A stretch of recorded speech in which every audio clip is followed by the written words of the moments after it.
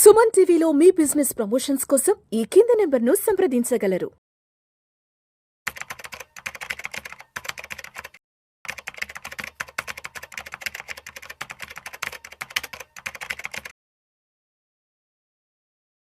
నమస్తే, నేను మీ రేవంత్ చలమల. ఒక్కసారి మన మార్కెట్లో ఏం జరుగుతుందో చూద్దాం. నిన్న మార్కెట్కి సెలవు, మార్చ్ 31. యాక్చువల్లీ మన financial year ending, but it was holiday. మొన్న మార్కెట్ విపరీతమైన ఫాల్. నాకు తెలిసి చాలామంది ఇన్వెస్టర్స్కి నిన్న కొద్దిగా పానిక్ సిచ్యువేషన్ వచ్చి ఉంటుంది. ఏంటి మార్కెట్లు ఈ స్థాయిలో పడిపోతున్నాయి, అసలు మార్కెట్కి బాటమ్ అంటూ ఎక్కడ టచ్ అవ్వట్లేదు, విపరీతమైన సెల్ ఆఫ్. బట్ లక్కీలీ ఈరోజు కొద్దిగా ఒక రిలీఫ్ ర్యాలీ లాగా మనకి ఈరోజు మార్కెట్ దాదాపుగా మళ్ళీ ఒక 2% ఏదో 22,600 అనుకుంటా. It went good. యాక్చువల్గా ఆల్మోస్ట్ ఇవాళ మార్నింగ్ అయితే 3% వరకు వెళ్ళిపోయినాయి. స్మాల్ క్యాప్స్, మిడ్ క్యాప్స్ ఇవన్నీ అద్భుతంగా ర్యాలీ అయ్యాయి. మేబీ లేట్ ఆఫ్టర్నూన్ కొద్దిగా ఏదో మళ్ళీ ట్రంప్ దగ్గర నుంచి నిద్రపోడు కదా ఖాళీగా, అర్ధరాత్రి అంటే వాళ్ళకి అర్ధరాత్రి, మనకు మధ్యాహ్నం అంటే ఏదో పీడకలు వచ్చినట్టుంది. ఒకటేసారి నిద్ర లేచి మరి నాటోతో మేము ఉండాలా వెళ్ళిపోవాలా ఆలోచిస్తున్నాడు కానీ కొద్దిగా సెల్ ఆఫ్ జరిగింది మార్కెట్లో. సార్ దీన్ని పెద్దగా సీరియస్గా పట్టించుకోవాల్సిన అవసరం ఏం లేదు. ఆయన దేశంలో ఆయన ఒంటరోడు అవుతున్నాడు.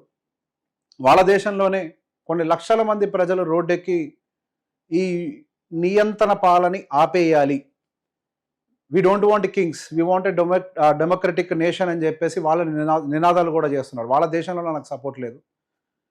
వాళ్ళకి నవంబర్లోనే ఇప్పుడు ఎలక్షన్స్ ఉన్నట్టున్నాయి.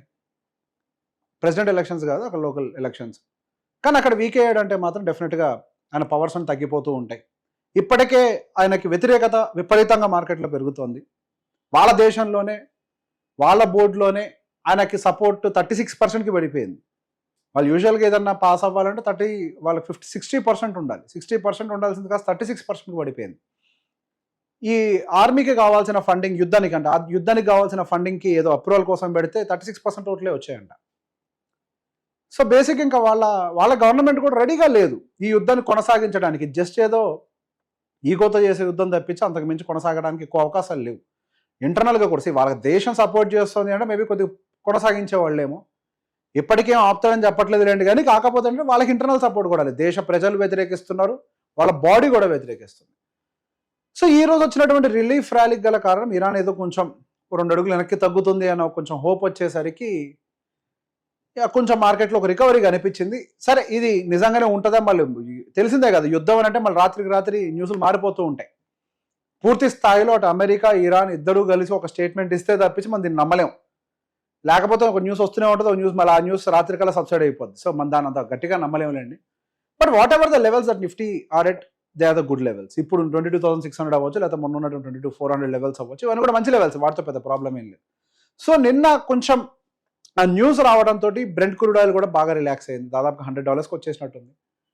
అమెరికన్ మార్కెట్స్ మంచిగానే ర్యాలీ అయ్యాయి. ఈరోజు మన ఇండియన్ మార్కెట్స్ కూడా ఆ స్థాయిలో అవుతాయి అనుకున్నాం, కానీ ఈ లోపల ట్రంప్ వచ్చి మళ్ళీ నాకు నాటో కూటమితో ఫ్రెండ్షిప్ వద్దు, XYZ ఇదేదో మాట్లాడాడు. దీనివల్ల కొంత డిస్టర్బెన్స్ అయితే అక్కడ, దానివల్ల కొంచెం సెల్ ఆఫ్ వచ్చింది. లేకపోతే మనం కూడా 2.5%, 3% ఆ రేంజ్లో క్లోజ్ అయ్యే వాళ్ళమేమో, we just missed it. So ఈ రోజు ఒకసారి మనం ఆ మార్కెట్కి ఏ కంపెనీస్ ఎలా కాంట్రిబ్యూట్ చేశాయి అనేది ఒకసారి మనం గమనించినా కానీ ఈ రోజు మనకి రిలయన్స్ అద్భుతంగా పర్ఫామ్ చేసింది. మెజారిటీ ఆఫ్ ద కాంట్రిబ్యూషన్ అంతా కూడా మనకి రిలయన్స్ దగ్గర నుంచే వచ్చింది. సో రిలయన్స్ దాదాపుగా మనకి మార్కెట్లో టోటల్, ఇక్కడ మీరు గమనించినట్లయితే మార్కెట్లో దాదాపు 348 పాయింట్స్ మనకి టోటల్ అప్సైడ్ 1.5% మూవ్ అయితే 37 పాయింట్స్ రిలయన్స్. మిగతా అన్ని కూడా HDFC బ్యాంక్, SBI బ్యాంక్. ఈ మధ్య బ్యాంక్ సెల్ ఆఫ్ కూడా విపరీతంగా జరిగింది. అండ్ పర్టికులర్గా మొన్న సోమవారం అనుకుంటా, సోమవారం RBI ఇచ్చినటువంటి ఆ స్టేట్మెంట్ ఏంటి, డాలర్ రిజర్వ్స్ని తగ్గించుకోవాలి అని చెప్పేసి ఒక స్టేట్మెంట్ ఇచ్చింది కదా. ఆ స్టేట్మెంట్ ఒక్కసారి ఇచ్చేసరికి కొద్దిగా బ్యాంక్స్ ప్రెషర్లోకి వెళ్ళిపోయాయి. వాళ్ళు సహజంగా ఈ హెడ్జింగ్ కింద వాటి కింద డాలర్ రిజర్వ్స్ని పెట్టుకుంటారు. దాని మీద $100 బిలియన్ కదా తీసుకురావాలి అని చెప్పేసి RBI కూడా పెట్టింది ప్రెషర్. అఫ్కోర్స్ అంటే మనకి రూపీని బలపరిచేందుకు ప్రయత్నం ఇది, అంతే.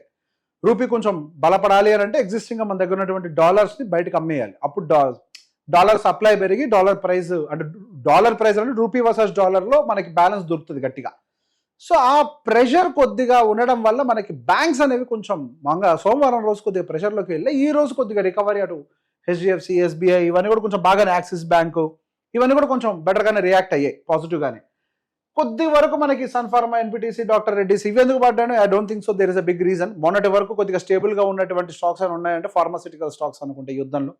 ఇందాక ఒక వీడియో కూడా చేసుకున్నాం మనం ఆ థిమాటిక్ అండ్ సెక్టార్లో కూడా కొద్ది ఫార్మాసిటికల్ స్టేబుల్గానే ఉన్నట్టుంది. సో బేసిక్గా మనకి అవి కూడా చిన్న చిన్న డ్రాగర్స్, ఏదో 6 పాయింట్స్ అట్లా చిన్న చిన్న డ్రాగర్సే కానీ మేజర్గా ఏం డ్రాగ్ చేయట్లేదు. సో ఓవరాల్గా చూసుకుంటే మనకి యుద్ధం రిలేటెడ్ పానిక్ సినారియోస్ వల్ల మనకి ఇండియా విక్స్ కూడా 25, 26, 27, 28 ఆ రేంజ్కి వెళ్ళిపోతుంది. అంటే the level of fear in the market ఏ రేంజ్లో ఉంది, మార్కెట్ ఎక్కడికి వెళ్ళి ఆగుతుందో అర్థం కాని సిచ్యువేషన్. ఇక ఎఫ్ఐఎల్ సంగతి చెప్పనవసరం లేదు. They are selling across the board అంటే ఇండియా మార్కెట్ కాదు, across the board all emerging markets. మనమేదో ఇండియాతో ప్రాబ్లం ఉంది, ఎస్ ఇండియాతో బేసిక్గా కొద్ది ప్రాబ్లం ఉంది, అది government will take care. So basic across the board యుద్ధం జరగనప్పటికీ బయట కూడా అమ్మేశారు. అందులో యుద్ధం జరుగుతుంది కాబట్టి సహజంగానే మనకి ఇట్లాంటి టైంలో రిస్క్ తీసుకోకూడదు అనే సినారియోలో అక్కడ డాలర్ రేట్ బాగా అప్రిషియేట్ అవ్వటం, అట్ ద సేమ్ టైం వాళ్ళ బాండ్ డీల్స్ కూడా కొంచెం సాలిడ్గా ఉండటం, బాగా పెరుగుతున్నాయి బాండ్ డీల్స్.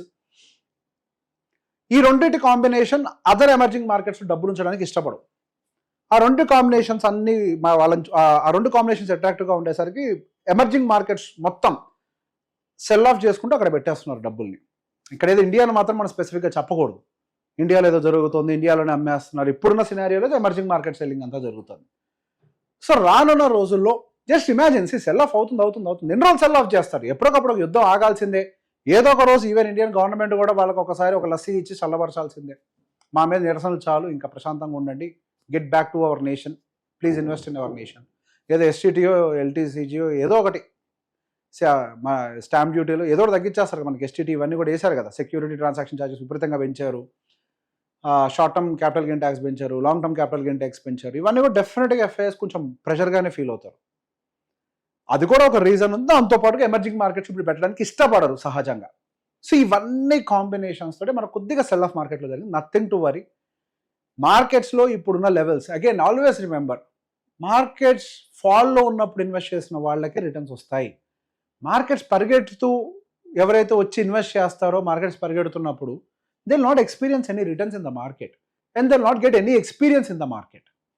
మార్కెట్లో ఒక సాలిడ్ ఇన్వెస్టింగ్ ఎక్స్పీరియన్స్ రావాలి అన్నా, ఆ ఎక్స్పీరియన్స్తో మన రిటర్న్స్ని గెయిన్ చేయాలన్నా ఇది కరెక్ట్ టైం. ఇట్లాంటి టైంలో స్టాక్స్ కొనమని నేను ఎవరిని రికమెండ్ చేయను. మ్యూచువల్ ఫండ్, ఈటీఎఫ్ మీ ఇష్టం, మీ చాయిస్. స్టాక్స్ పర్టికులర్గా మనం కూర్చొని రీసెర్చ్ చేసే టైం మనకు ఉండదు కాబట్టి స్పెసిఫిక్గా ఈటీఎఫ్లో, మ్యూచువల్ ఫండ్స్ మీకు కావాల్సిన సెక్టార్స్లో మీరు హ్యాపీగా ఇన్వెస్ట్ చేసుకుంటూ, సెక్టార్స్ మార్కెట్ ఇండెక్స్లో ఇన్వెస్ట్ చేసుకుంటూ ఒక మంచి ఆపర్చునిటీని తీసుకోండి. మార్కెట్స్ ఒక్కసారి ఇక్కడి నుంచి రివర్స్ అయితే మళ్ళీ ఈ లెవెల్స్కి వస్తాయన్న అవకాశమే లేదు. ఇంకేముంది బ్యాడ్ జరగడానికి? యుద్ధాలు జరిగిపోయాయి, ఏ రిలేటెడ్ డ్యామేజ్ జరిగింది, ఎకనామిక్ ఇష్యూస్ ఏమైనా వస్తాయని భయపడ్డాం, అంటే కన్జంప్షన్ కొంచెం వీక్ అవడం, ఇదంతా అది సాల్వ్ అయింది. ఇంకేముంది బ్యాడ్ జరగడానికి? We have seen all bad. ఈ యుద్ధం ఒకటి మన అన్ఎక్స్పెక్టెడ్గా జరిగింది, లేకపోతే మార్కెట్స్ ఇంకా బెటర్గా ఉండేయేమో. But it's good. యాక్చువల్గా మా వాళ్ళందరూ ఫోన్ చేస్తుంటే హ్యాపీ ఫాల్ అని చెప్తున్నాం మార్కెట్లో. మంచి విషయం, మార్కెట్ పడుతుంది, ఎంజాయ్ చేయండి, హ్యాపీగా ఇన్వెస్ట్ చేసుకోండి అని. హ్యాపీగా మీరు కూడా మార్కెట్లో ఇన్వెస్ట్ చేసుకొని this is a good level.